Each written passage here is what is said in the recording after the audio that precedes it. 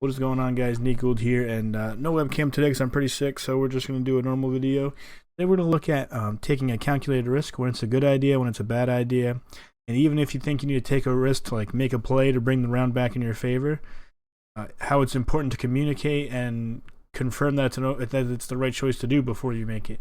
Not just, hey, I'm just going to do this without telling anyone and just do it. We're going to see examples of when it's a bad idea to do it, and we're going to see examples of how we could have won a round if we just had called out what our plan was before we did it instead of just acting. So I think those are two of the biggest mistakes people do is one, they don't know when they should make a play or not, and two, they don't use the communication or they don't use any teamwork to make the play. They just try to do it on their own and then they mess it up. So first thing we're going to look at here is the time when you should not make a play at all. And getting into this pistol round. They're playing too close up mid, which means they're going to play a retake on A. And we know that. I mean, you should know that if a team's playing too close mid, you kind of always need two people B because of the B rush. And you always need one person A. So if there's two people mid, he's not going to be facing because you can't fight in sight. You can't fight in sight if you don't have two people. So we kill a person here. Okay, thank you. And a person here. So we know they're probably playing retake A. We have our bomb lurking through. We have a guy going up highway. And then we have our mistake. Our mistake here is that Dingle gets the P2K and he peeks Z. When you take mid control, the CTs are not going to just give this up. They're either going to hold an angle for the push or they're going to push it right away. Now, usually they're going to hold an angle in the beginning because so many people make this mistake of just walking into Z. There's so many off angles. Think he could be here, here, and any of these angles. There's angles through here when you step through, and you have to try to pick that one out when all he has to do is hold right here, and maybe you crouch, and that's what he has to adjust for, a crouch or a wide peak crouch. That's all he has to adjust for.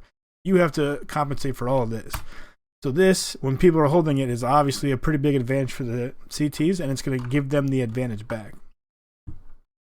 So because he peeks, what just happened to my crosshair? Because he peeks, kind of screws Decimate because he's going to peek this. When they double face this, he has to worry about getting flanked fast. Where if Dingle just holds it, he gets a free kill here. And you're going to see too, when this guy wide peeks it, how just completely unaware he is. So if Dingle's there, he wide peeks it like this. Look, if Dingle's to the side right there, if Dingle is right here, that's an easy side of the headshot. If he's right here, he still has to flick to get it. So he's really set up for a perfectly free kill. And then Decimate can cross the site and help hold site. And then he could just be a nuisance middle in a 3v1. Or he could even fall back to Fort quick because they know they cleared truck and the rotation's not going to be that fast. So he was he was the nail in the coffin right here.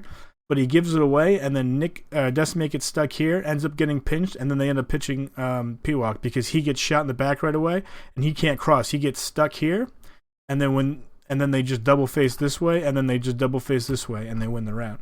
So Dingle peeking there lost the entire round. All he had to do was hold it and sit there for the free kill. So even though sometimes you think you want map control, you understand what they're doing by doing this, that they're going to be playing a retake. You understand that you now have control of all of this, and you have everything you need to take the site. You don't need any more map control. The CTs need map control. When you put the CTs in a position where they need map control, all you have to do is sit there and wait for the free kills. So that was our big mistake there. Now we're going to hop into a round where almost the same thing happens. Someone peeks Z. This time it's not a bad time to do it, but because you didn't communicate, it was a wasted risk. And we're going to see that in just a minute.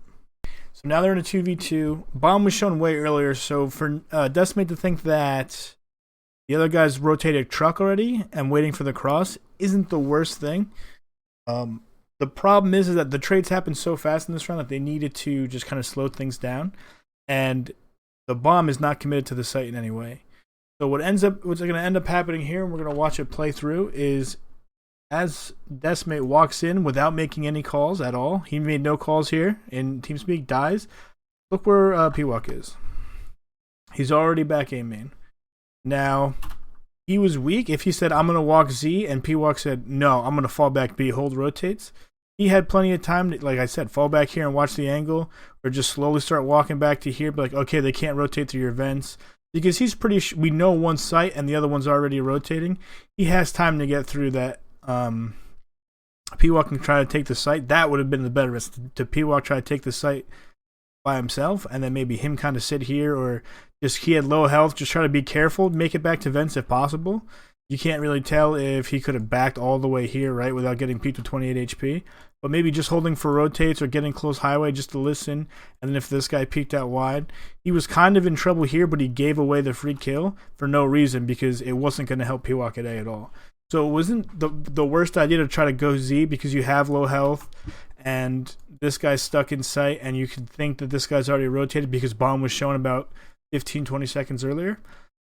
But it was bad judgment to just go without making any calls because this wasn't the plan anymore. So if you're going to make a play, you still have to be like, you know, like when me and P-Walk in that situation, you want me to walk Z and try to get a pick? Or he'll be like, let me try to, you know, he's like, don't die mid. I'm going to try to go back B. If he's there, I'll fight him. Whatever. Just try to stay alive mid. And we'll try to make our risk that way. But we know what we're doing in case we'll be like, you know, maybe I could be like, oh, I can get out of mid. Let's just go B together. Fuck that. You can trade off me. I'm lit, you know, or something like that. You still need to let your teammate know what's going on. And also what you have to do when you're going to make a play, the last note I'll make is that you need to pay attention to what's happening in the game. This is our first rifle round here, and they still had ump, so this was bad for us. We ended up winning the scrib. They ended up getting 2 rounds off of this. I think even 3. I think they won up to 10-10 from this round.